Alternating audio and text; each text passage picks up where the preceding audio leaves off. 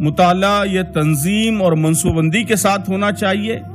Target ہدف واضح ہونا چاہیے کہ آپ کن کن میدانوں میں اور کس طرح کی اور کس معیار کی حکمت پیدا کرنا چاہتے ہیں، اور اس مقصد کے لیے آپ کو کیا مطالعہ کرنا چاہیے، مطالعے کے کیا میدان ہوں گے، اور ان میں بیلنس کی، توازن کی مطلوب شکل کیا ہوگی۔ میں اپنے دوستوں کو ہمیشہ 7 طرح کی چیزوں میں ضروری توازن کا مشورہ دیتا ہوں، 7 قسم کی کتابیں۔ میرے خیال میں ایک تحریکی نوجوان کے، خاتون کے، بچے کے ٹیبل پر ان 7 طرح کی کتابیں مناسب توازن کے ساتھ رہنی چاہیے۔ سب سے پہلی چیز قرآن مجید ہے۔ اس کو راست عربی زبان میں بھی پڑھنا چاہیے اور ترجموں اور تفاسیر کی مدد سے بھی سمجھنے کی کوشش کرنی چاہیے۔ باقاعدگی کے ساتھ متعین حصے کا 1 رکوع 2 رکوع یہ مطالعہ بھی ہونا چاہیے، اور اپنے علمی، فکری اور عملی مسائل کے سلسلے میں، اپنے سوالات کے سلسلے میں بار بار قرآن سے رجوع کرنے اور سوالات کا، الجھنوں کا قرآن میں حل ڈھونڈنے کی بھی عادت ہونی چاہیے۔ دوسری اہم کیٹیگری اپنے پیشے اور شعبے علم سے متعلق کتابیں، اور اس شعبے کے اسلامی نقطہ نظر کی وضاحت کرنے والی کتابیں۔ یعنی اگر آپ معاشیات کے طالب علم ہیں تو معاشیات کی بلند پایہ اور تازہ ترین کتابیں بھی پڑھیں اور اسلامی معاشیات بھی پڑھتے رہیں۔ اگر آپ کا تعلق میڈیکل سائنس سے ہے تو میڈیکل سائنس کی معیاری تحقیقات پر بھی آپ کی نظر ہو، اور ان اسلام پسند مصنفین کو بھی پڑھتے رہیں جو جدید میڈیکل سائنس کا اسلامی نقطہ نظر سے جائزہ لے رہے ہیں۔ تو اس طرح جو بھی آپ کا میدان ہے، اس میدان سے متعلق کتابیں اور اس کے اسلامی نقطہ نظر سے متعلق کتابیں۔ تیسری کیٹیگریز ہے سلف صالحین کی کتابیں، اس لیے کہ اسلام کی علمی تاریخ کے پورے اثاثے سے ہماری وابستگی ہماری صحیح علمی و فکری اٹھان کے لیے ضروری ہے۔ اہم تفاسیر قرآن، حدیث کی 6 کتابیں، اصول تفسیر، اصول فقہ وغیرہ جیسے علوم کی کتابیں، ان سب سے ہم حسب استطاعت استفادہ کریں۔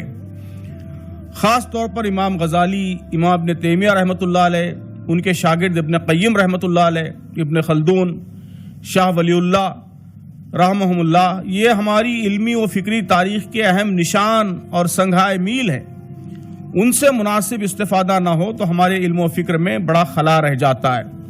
تو یہ گویا 3rd کیٹیگری ہوگی۔ 4th کیٹیگری تحریک اسلامی کے لٹریچر۔ خاص طور پر ہماری کوشش ہونی چاہیے کہ مولانا مودودی کی تمام کتابیں پڑھ لیں۔ مولانا مودودی کے علاوہ مولانا صدر الدین اصلاحی، سید قطب اور ان معاصر مصنفین کو بھی پڑھنے کی کوشش ہونی چاہیے جنہوں نے بدلے ہوئے حالات میں نئے مسائل کو حل کرنے کی کوشش کی ہے۔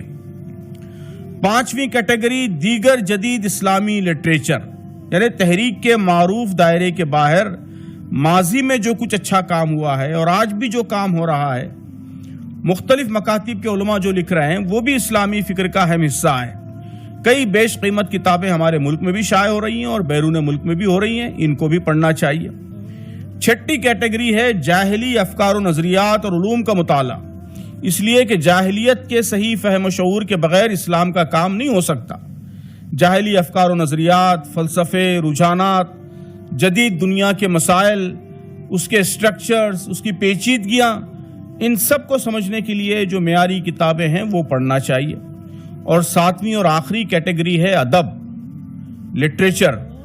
میرے نزدیک ناول، افسانہ، شعر، انشائیے، سفر نامے، کالمز، طنز و مزاح، جاسوسی ادب، شکاریات، سوانح عمریاں، ان سب کا مطالعہ بھی ضروری ہے۔ حکمت کے کئی گوشے ایسے ہوتے ہیں جو گہری علمی کتابوں کی دسترس اور دائرے سے پرے ہوتے ہیں، وہ اکثر ہلکے پھلکے اور لطیف ادب ہی کے ذریعے واشگاف ہوتے ہیں۔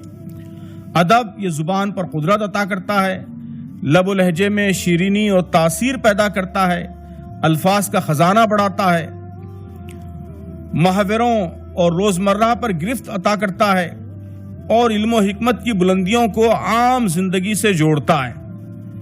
ہر گھر میں کچھ اچھے میگزین ضرور آئیں، اس کو یقینی بنانا چاہیے۔ گھروں میں رسالوں کا انتظار ہو، جس عمر کے ارکان خاندان ہوں اس عمر سے متعلق رسالے آئیں، یہ ساری کوششیں ہونی چاہیے۔ تو اس طرح یہ 7 کیٹیگری میں نے بتائی۔